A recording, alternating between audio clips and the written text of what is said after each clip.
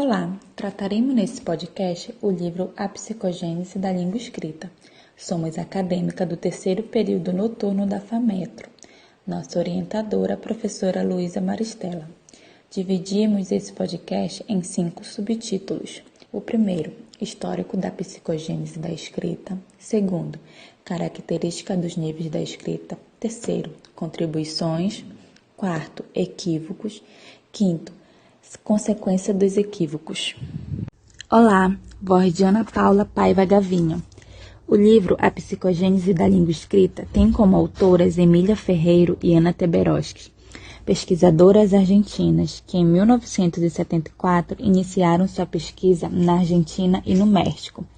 Foram 2 anos de pesquisa feita com crianças entre 4 e 6 anos de idade. Juntas, elas tiveram um novo olhar para a alfabetização, e ambas foram motivadas pelo baixo índice escolar. As autoras trazem enfatizar os princípios piagetianos, que os docentes são protagonistas do seu processo de aprendizagem e entende que os erros fazem parte da construção individual. Com o conhecimento psicolinguística e da teoria piagetiana, elas identificaram que a criança constrói seu conhecimento de escrita muito antes de chegar na escola. A pesquisa teve como objetivo as contribuições da proposta construtivista ao processo de aquisição da leitura e da escrita. Toda criança passa por fase até que seja alfabetizada. As fases são pré-silábico, silábico, silábico alfabético e alfabético. Portanto, a educadora Emília Ferreiro demonstrou que a criança desde cedo tem hipóteses sobre a leitura e a escrita, que necessitam ser conhecida pelo professor e explorada em seus vários níveis, para uma maior eficiência no processo de ensino e aprendizagem. Uma das discussões mais intensas da época consistia na disputa sobre o melhor método para ensinar a ler e a escrever. As pesquisadoras inicialmente criticaram os métodos analítico e o método sintético, que produzem propostas mecânicas e voltadas para a aquisição de técnica de decodificação e codificação, e classificaram também os níveis de alfabetização. Me chamo Vanessa Santos de Souza e irei descrever sobre a característica do nível da escrita. De acordo com o resultado da pesquisa de Emília Ferreiro e Ana Teberoski, a criança passa por um processo de aquisição da escrita. Apresenta um suporte construtivista, no qual o conhecimento aparece como algo a ser produzido pelo indivíduo. Os níveis da escrita funcionam como um diagnóstico a fim de verificar em que nível a criança se encontra. No nível pré-silábico, é o nível inicial.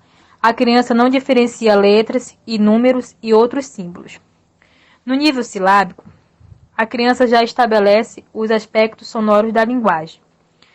No nível silábico alfabético, a criança já entende que a sílaba possui mais de uma letra. No nível alfabético, a criança consegue reproduzir adequadamente todos os fonemas nas palavras, percebendo o valor de letras e sílabas. Olá! Dando continuação ao nosso podcast, eu, Suzy Daniele Mello, venho falar sobre as contribuições da psicogênese da língua escrita. Tendo como principal contribuição da proposta construtivista mostrar aos futuros alfabetizadores que tanto os métodos analíticos quanto os sintéticos se traduzem em propostas mecânicas, voltadas para a aquisição de técnicas de descodificação e codificação. Emília Ferreiro e Ana Teberoski partiram da concepção de que a aquisição do conhecimento se baseia na interação do sujeito com o objeto de conhecimento, demonstrando que a criança já tem ideia e cria hipóteses sobre o código da escrita, mesmo antes de chegar à escola. Elas partiram do pressuposto de que todo conhecimento tem uma gênese e que a criança procura compreender a natureza de símbolos com uma escrita. Em suas pesquisas, a criança analfabeta buscaria elaborar um sistema de representação através de um processo construtivo. Entretanto, a descoberta do processo que as crianças fazem para a aquisição da língua escrita levou Emília Ferreiro a se questionar se obteria os mesmos resultados com os adultos. Ao direcionar seu foco aos adultos, Ferreiro percebeu que os adultos analfabetos sabem que a escrita é o meio de representação e fazem hipóteses de como ela age antes de começar a estudar na escola. Porém, Diferente das crianças, o analfabetismo adulto ultrapassa o nível pré-silábico. Por isso, enquanto seria muito mais fácil para uma criança pré-alfabetizada lidar com produções escritas, para o adulto, a consciência de não saber ler faria com que se sentisse incapaz de tentar escrever.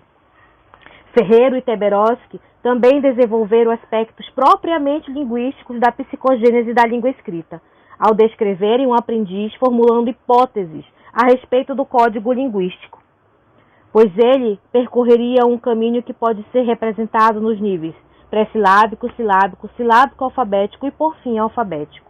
Esse caminho segue uma linha organizada em 3 grandes períodos, o primeiro deles sendo a distinção entre o modo de representação de imagens e letras, números e sinais. O segundo, o da construção de formas de diferenciação, o controle progressivo de variedades de grafias e quantidade de grafias. O terceiro, o da fonetização da escrita, iniciada pelo período silábico e terminando no período alfabético.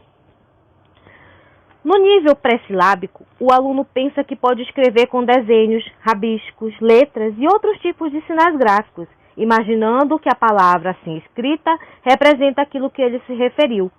O avanço ocorre quando a criança percebe que escrevemos com letras e não desenhos, pois a palavra escrita representa o nome da coisa escrita e não a coisa diretamente. No nível silábico, acontece a vinculação do discurso oral com o texto escrito.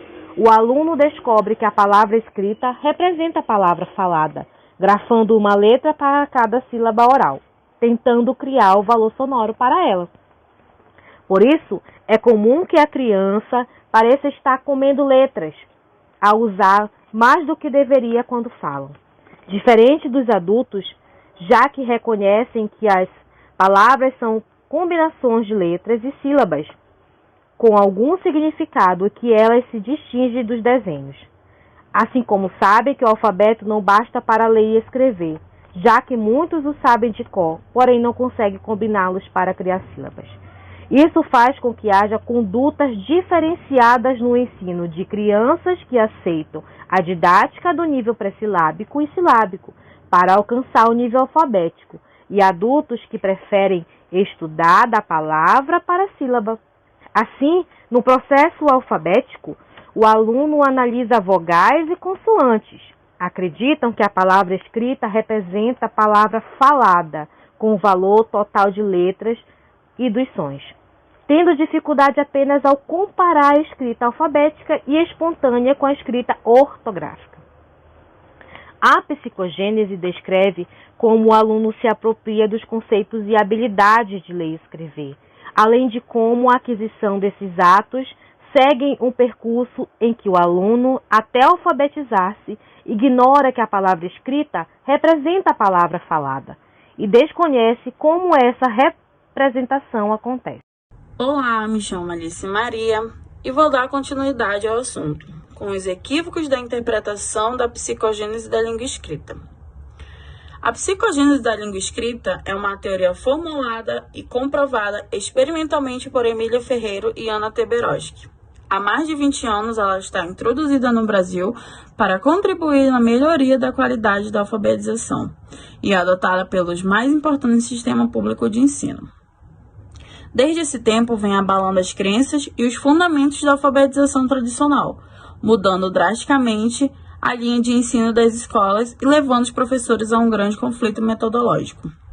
Conforme as publicações e relatórios dos professores, avaliando a implementação da proposta construtiva de alfabetização no ciclo básico de rede de ensino público do Estado de São Paulo, foi encontrada a questão que resume um grande conflito, onde se diz: é comum também ver-se um professor que se diz construtivista, ensinando silabação, montando e desmontando as palavras no mero exercício de memorização.